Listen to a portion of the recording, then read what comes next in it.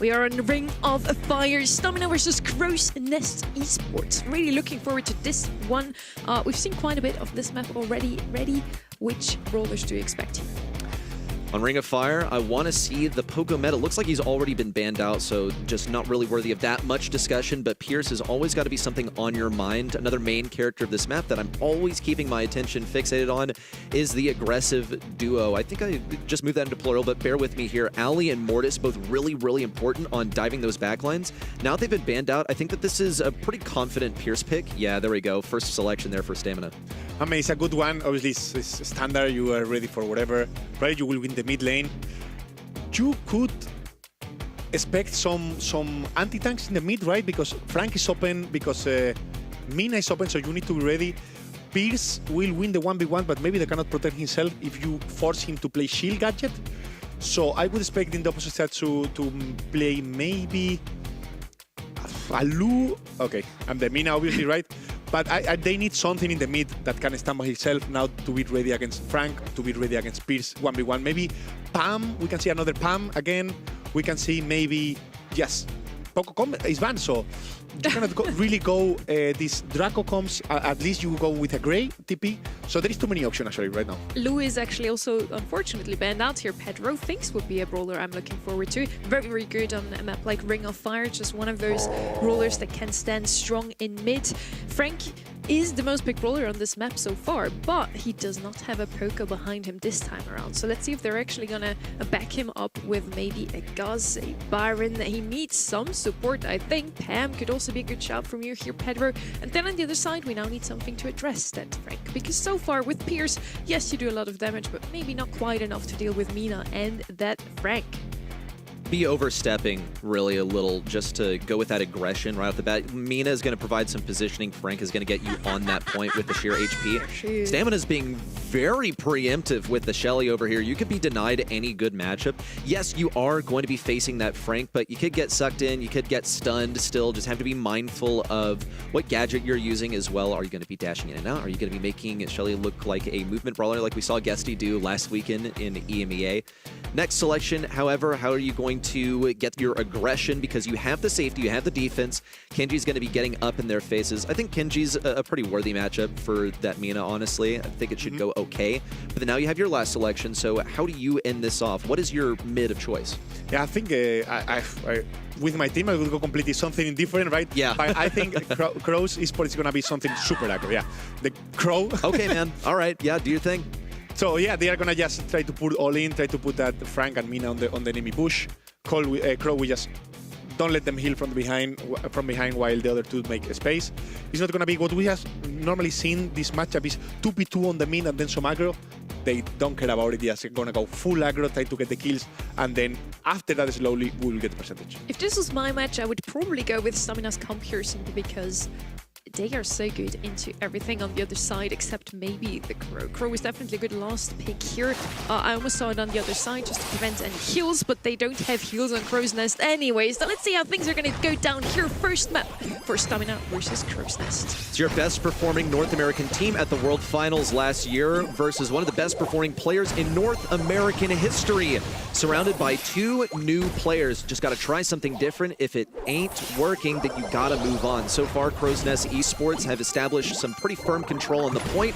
This Pierce is just not enough to shrug them off, not into the movement that Alianis is using, skating around, dodging the shots, and even gets enough time to cycle out another windmill. Yeah, I mean, at the beginning, it seems like Stamina should not have damage, right, to get that all that HP down. But I think because Pain is trying to go from the sides, right? I think we need to help on the mid.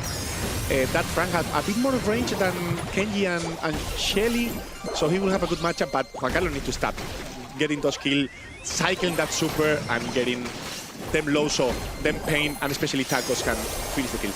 So scrappy so far. Here's a hypercharge out from Alianis. Tacos up to the sky to avoid some damage, only perpetuating the inevitable. He is going to fall in the 1v2, and the lives are being traded back and forth. Juan Carlos now back on the point, and it actually looks like things will settle for a moment in favor of STMN. The CROWS Nest Esports have an ace up their sleeve. It's Tyrant with a hypercharge, pops the shield first, then dives Juan Carlos, the most vulnerable brawler. Tyrant keeps his distance from Pain with a hypercharge active as well. well. And Tacos gets the kill. Alianis now rushing in. They just have to sit their butts on this point. Can they do it? Alianis survives for only a moment longer. 6% separates them, desperately throwing their bodies at this radius, and it looks like it just might work with a bit more pressure.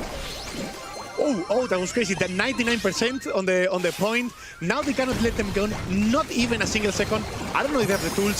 Shelly cannot die. If Shelly die, it's GG's for them. Frank using the hyper charge. Maybe a bit too late. You're gonna die anyway. And it's game insane for STMN. That is a ridiculous, what, 40% comeback right there? 99%. That's how close it was. And our expected victors take the lead by just the breadth of a single game, but even still, that was pretty hairy right there. I think CROWS ESPORTS lost focus way too early. They saw that they only needed 10%, and they started feeding, going one by one, staggered respawns. Never is going to work. They need some better team comms. Yeah, but it's true that Pain and Tacos actually have good matchup if they face 1v1. So if they manage to push them back, so Juan Carlos in the back, just helping with the shot, getting percentage, they will not let the other two come back, right? So if they do a team kill, that's pretty much what we saw right now, that in the previous game happened really late, they can get a lot of percentage back. Looking at the staggered respawns once more, it's just Zemp, and this time he's actually going on the retreat. Might be rewarded with the kill on Tacos. No, not even that. The sashimi slash is enough to send him back to respawn, estranged from his team. Alianis will be used to charge Pain super just a little bit more. Pain's a dead man. It's all right. A wasted gadget for Zemp is not really a good look. And that super, that hypercharged one at that, is avoided as well. Juan Carlos, meanwhile, the guy's like taking a shred of damage. He's just sitting on the back lines, shredding his opponents. I mean, he's living the matchup of his life. I think CROWS ESPORTS have good tools to get the point back, but I feel like they are going too alone this time. If they manage to synergy to jump together, again, another CROWS jump alone, if they manage to go 2 or even 3, they can get the point easily back. Definitely puts an exclamation point on things. This is one of the rare CROWS jumps where Tyrant actually did manage to profit from that interaction. Yeah, and he'll be able to cycle that super back in just a second here, but not before feeling the heat of a huge hypercharged Shelly super. Tyrant lives for only a moment longer. Look at all the damage Juan Carlos is churning out. Unlucky that he didn't get any ammo back from that interaction. We'll see a huge also moving back from CROWS ESPORTS. They have to back off this point. Alianis trying to get back home, but takes a bit of damage. That's going to give STMN utter control over this point and earn them the set. Yeah, I mean, I feel like they are trying to do so many plays by their own, even if they are doing it at the same time. I feel like at the end we could see Mina full missing, hyper super, only also Frank 2 seconds later also missing the super. Like, they are not trying to work together, in my opinion, and that's what they make the loss. It's hard to be in the lead at first and feel so confident in your matchups and then watch that all stolen away from you. When you're 10% away from victory and you watch yourself pretty much get outplayed, you watch your team comms deteriorate, really gets in your head. And for a team that has not made it to the stage, they've just assembled together. Alianis out of his comfort zone, Zemp playing with a different roster than he's accustomed to. The same goes for Tyrant. It's really difficult to find that comfort. Love the jubilation on Juan Carlos's face. They're all together. I wonder if they're at Roledu's place this time. Sorry, again? I wonder if they're at Roledu's place because they like to go to Roledu's apartment to play together. I mean, I don't know, but yeah, I mean, I love to see this Mexican blood, right? Not as much as Brazilian one, but yeah, I think it's really important to have this. I'm not that far, but I'm also close. I'm really also emotional. And I think that also help to get the team together. Also, when you are winning, keep the momentum and keep the win. And when you are low, also help to keep the team up and probably get the comeback. And I do want to mention once more, STMN had an incredible postseason run last year, and the international influence this team has taken away from this international stage has definitely made them a lot stronger this year. Not looking good for their opponents so far. CROWS needs to step up their game. I felt like the draft was also a bit one-sided, honestly. But yeah, overall, CROWS, they had some moments. They're playing well. It's just not enough yet to beat STMN. They need to wake up and do better in set number 2. Well, I think that's certainly on their minds, right? They want to win here, but just how is this draft going to come together? It's a lot of pressure on Zemp because he is the team drafter. To put the correct brawlers in the hands of Alianis and Tyrant, I'll comment real quickly on Tyrant. He was not the team drafter in all of his years with Tribe Gaming. In fact, his heyday sort of occurred in a period where draft didn't exist in Brawlstars, but they still managed to extend that into 2022 in the early days of draft being a part of Brawlstars. Yeah, but with CROWS, I need to respect that because they went to with an all-in comp, right? not traditional at all, trying to surprise. And I think that they need to do to get to when you are like, once again the underdog, and they almost make it work in the first game. I think they could have if they just could make the team work a bit more together, and I hope we can see that in the next set. We're now in the draft for Bridge Too Far. Is this actually? I think. It You is. agree with me? Good. Chuck is namely picked on the left-hand side, immediately picked up, was banned out very often in this Mono3 final so far, and Chuck is usually just a ticking clock. You need to do more damage quicker than the Chuck because he will eventually do damage to your save anyway. You can address him with something like a Cordelius, maybe an Otis, but honestly, I would always just go for triple DPS, and that seems exactly like what CROWS is doing right now with that 8-bit and Amber. It is interesting also to see Amber picked up so early. I think the Amber here is in a big way just to deal with a potential Charlie to be taken away as a last pick. So now they've secured that for themselves as a last pick if they decide that they want it as a defensive brawler. But 8-bit is going to profit off of getting a super from Chuck pretty easily. It is going to come down to the early game matchup. You have a 1 in 3 chance of selecting the same lane as Chuck, right? But it's probably going to be the middle lane, just judging by instincts here.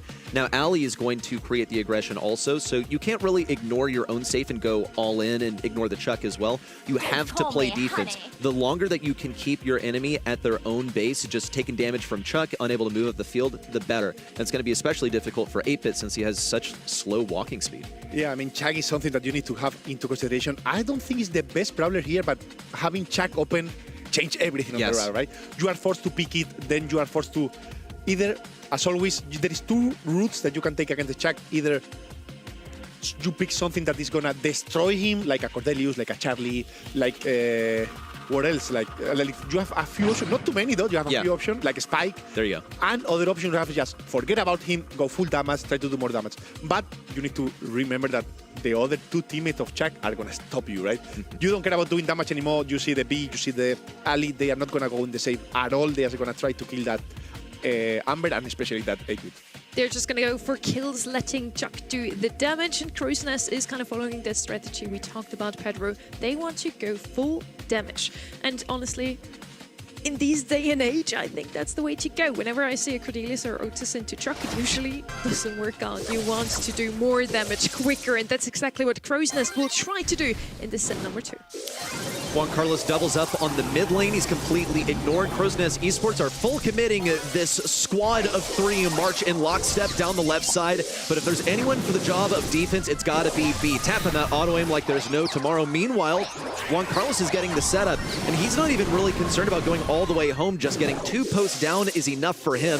Drops CROWS Esports is safe down to 55%, but now the battle is being brought to STMN. They'll feel a little bit of Amber's heat before Tacos tries to get this close range victory versus Alianis, which he does, opening the way for Juan Carlos to get a super onto the safe once more, but only after cracking it beyond 50%. Yeah, I mean, there was a good early strategy, didn't work though, but it's interesting to how to when you see teams that approach the map completely different. Didn't work. I think also B is insane different if you can stack, so I think it's one-sided to Juan Carlos. Look at the matchup as well. Taco's just 3-shot an 8-bit, and when you see that, you know it's bad business. All on the safe as well, just 100 HP to go, and this is only the inevitable. Juan Carlos is going to be supering up the map unless the deed is done for him already by his teammate. It's game 1 to STMN, a dominating match so far. Let's start marking up the win streak. That's 3 games in a row with no response in sight. Yeah, I mean, I would like to also point that Stamina did a few micro mistakes. I could see that Ali missing a jump. Also, Juan Carlos with the Chuck not activating the super at the right time, so you don't hit the 2 shots, you only 1, so they can do even better.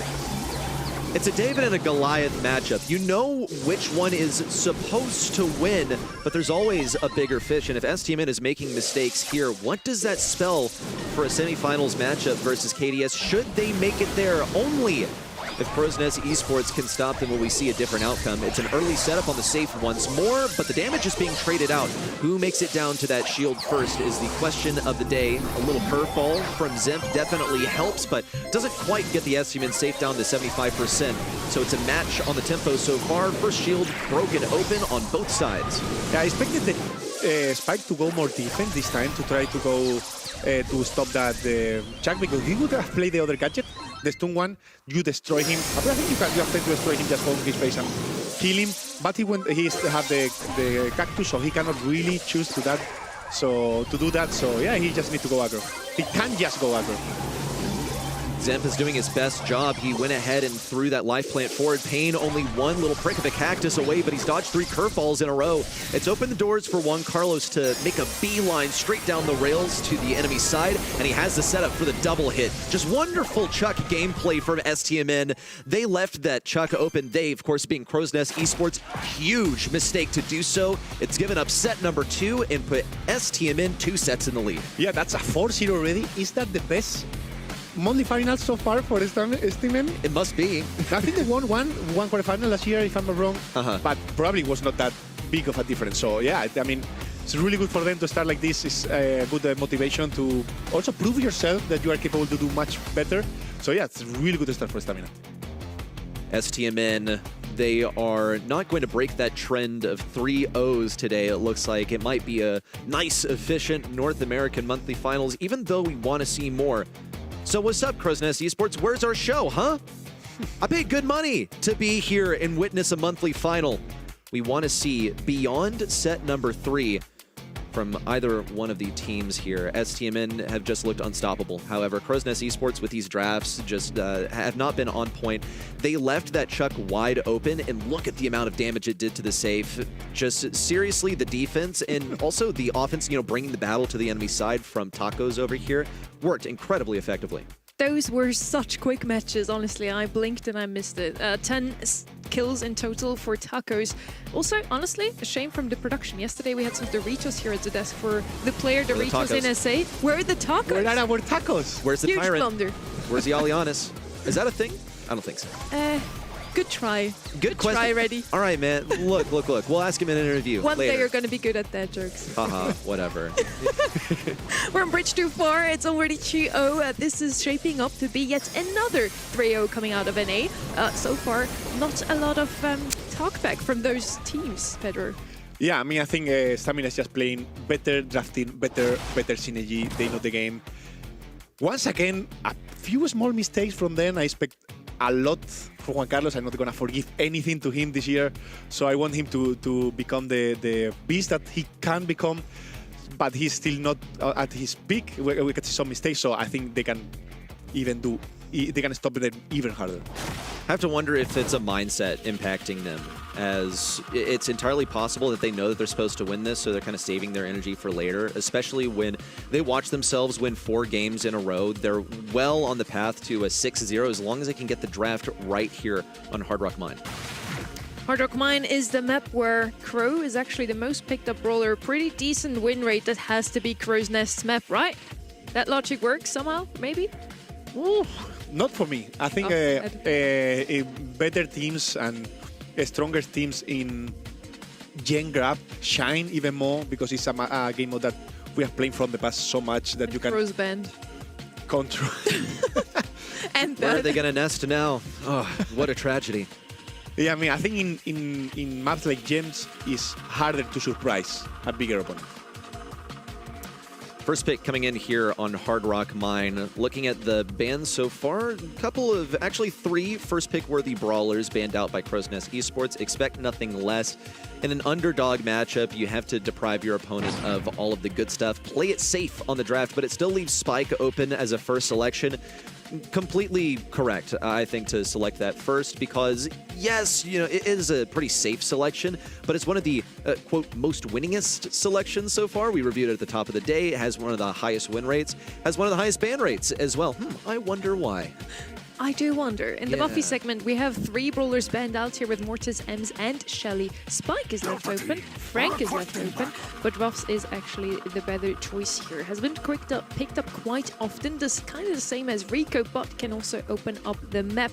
It's just all in all a super solid brawler to throw your little buff towards that mid brawler, make him a little bit more tankier. And talking about mids here, I still think Gus does pretty well in a map like this one. 8-bit does so as well, and Pierce is actually left open. Yeah, I was going to say that Max is a really good pick, especially seeing how aggro are they trying to go all the time on Stamina, and Max always gives you that aggression that second chances, right? When you miss a hypercharge or when you need to go aggro again, maybe you can have the hypercharge and give and feed a teammate. So Nagi is really flex. When you try to go aggro is, for me, the best mid, and probably they were going to go with something even more aggro last pick. Okay, yeah, because they have the tools to do so. They can empower that last pick. They can also speed it up, get a ton of positioning. Now, thankfully, I don't believe the mid has been selected just yet for STMN. That is true. They've just gone with the Gus. And I'm looking also at just the interaction between Colonel Ruffs and Spike. I think it could be a little bit rough here because now you're going to be dealing with the sandbags that he'll inevitably put down. And we know it's going to be on a lane. Lily, a final selection from STMN. Something that you want to reserve for later in the draft because it is pretty clear on how to counter it. Though it's going to be difficult to keep track of Max, who's the ideal gym carrier here. She can dash away. She has all this speed and everything. Yeah, I think you need now a bit aggro, but also can get used to of that. Lily, I think Sandy or Shade can be really good. Oh, Shade is banned, so I think Sandy can be really good. You protect the Max, you feed with Lily, and you can get your team to push up really good, and can be a problem for the Spike lane. What do you think of Trunk? Could work out super well as well. They're actually not going to go with either of our suggestions. Terra's going to be the last pick. I don't think we've seen that brawler very often. Is going to do well also into Spike and Gus, I feel, with her shadows. But yeah, all in all, once again, I kind of side with Stamina's draft over here. I like the Gus pick. The right-hand side has to be super aggressive. And let's see if this is what saves Crow's Nest here and finally gives us a set 4. We'll see. I just can't say much confidence is inspired in me by this draft from Crow's Nest Esports because I think that the Stamina draft oozes confidence. They have a very clear directive. Crow's Nest Esports, I love to see a Max, I love to see a Ruffs combo, but Tara is very intent on the brawl being brought to her. We'll see Tacos now come forward just outside of the bushes, exposes his position, means it's easy for Tyrant to start picking up some supercharge. Tyrant, of course, one of his signature brawlers is this Tara, so he'll feel, you know, nice and comfortable on that matchup, but once again, really relies on the battle coming to him. Yeah, I think it all comes to what Tacos can do right on the map and what Tyrant can do to stop him. Insane spray on the field, not gonna lie, but it's all about what Tacos can do with the super if he can get to the max. I think Tyrant should be a bit more careful with Tacos, right? He's kind of ignore him. Oh my goodness. Yeah, well, that's what happens when you Lily super a Tara. You're going to get shredded at point blank, and Tara's ready for the double kill. Well, here it comes. Juan Carlos knew to pop the shield. In fact, it looks like he walked up to that position to bait the ability. Now Crow's Nest Esports are on the defensive, and they can't slow down this push. 10 seconds to go. Payne has the super. He's got to move forward now. Got to chuck it over towards Zip, cut them off on the right side. Instead, puts it in the middle, splits the team apart, but no countdown interruption comes true. I think that bait on the Tara super was played really well. I think Crow's Nest Esports were too trigger happy on that. They could have slowed that down a lot more. But I have to wonder about, should that Spike super have come out earlier, blocked off the right side, funneled everyone in? I mean, I don't know exactly what happened, right? I was talking about something else, and they were pitching the mid that we had, Stamina had the insane lead. I think Juan Carlos needs to be more careful there. Juan Carlos was getting a bit too big for his britches on that Gus, especially after winning 4 games in a row. They've just dropped their first one. Crow's Nest Esports have the speed, they have the aggression to get into position, but they need this Tara to execute. Of course, the most mechanically skilled, the most storied player on their team, Tyrant, is entrusted with that role and is going to be receiving the speed as well. It's 1 kill onto Payne, but it doesn't quite open the doors for Tyrant to go for it. He knows that he has to pick up these gems, though, so the lead doesn't heavily favor STMN, not too hard, at least. Now, the Shadow Realm from Tacos, he'll appear on the left side. Zip just takes a lucky guess and gets the kill. Yeah, I think it's much easier to play the Stamina comp, right? Much more classic. Everyone knows that just lanes, normal lanes. That you have that Lily going over and over, making space so Juan Carlos can get the gems. But as we can see, the CROWS is Nest comp is really dangerous when you come to the aggression, right? When you are able to hit 2 or 3 shots together and you are able to have that Tara super, you can completely turn around the game. Once again, Tyrant just annihilates Lily in close range. Nonetheless, the pressure has been enough to keep CROWS ESPORTS from escaping their spawn.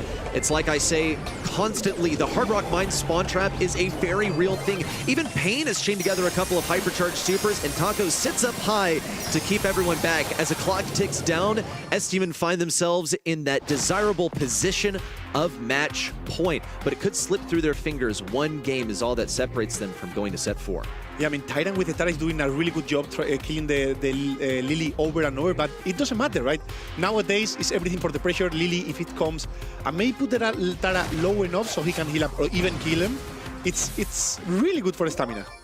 It's difficult for Tara to move upwards in these situations. You are a responsive brawler. It's difficult to be proactive. It's something that Tyrant actually really succeeded at in game number 1, where he sat up so high that STMN kind of felt like they were trapped in spawn. They baited the super. It's whatever. It was a win for CROWS ESPORTS in the end. Look at Tacos poking down CROWS. Oh my goodness! Tacos! That was filthy right there, picking up the double kill and sitting in the bushes on the right side. Juan Carlos and Pain still remain alive on the left side. Is this spawn trap happening once again? It doesn't look like Pain has the super to make that happen, but at this point, anything could happen. Yeah, I mean, they have no idea where Tacos is. Tacos right now is hiding in that bush. Okay, he was found. He got found. Yeah, he got, but he's gonna get a kill on anyone that has his super. Yep. Tacos again with the backstab. A super landed, but he doesn't have the HP to keep this one going. He's gonna go for it now. What are your dodges? Oh my gosh! I mean, it's a trade in the end, but that's ridiculous. This guy was one projectile from max away from being tapped. He dodged 3 entire attacks for the kill. CROWS ESPORTS, their confidence has to be in the gutter right now. Yeah, Stamina just need one more gem to finish the game and the set. Lily put the pressure so they can grab it. They cannot because they are still alive. Tara Super is really dangerous, but we have the spike with everything right now. Tyrant needs a huge play, but Pain is determined to keep them at bay. One more gem is all they need. It's about to spawn, but it's on the side of CROWS ESPORTS. Tacos gets one in the realm, but expires inside of it. It's a countdown interruption. Juan Carlos doesn't really have the positioning to make a solo play, but he does have the hypercharged super. Might just pop it onto Tacos once he has a super ready to move. Yeah, I mean, CROWS team is able to get enough gems to put this game a bit longer, but I think at some point, yeah, the gem is going to spawn on the bottom. Lily will push at the same time, and they just get the gem. Tacos has to run away, however. That's one more kill onto CROWS ESPORTS. Make it 2. Tacos picks up all the gems. Zemp the lone survivor, but an errant spike is enough to send him packing.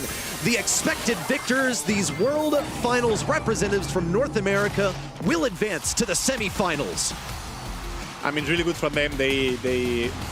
I'm pretty sure they work a lot on here. They have a plan. They follow the plan.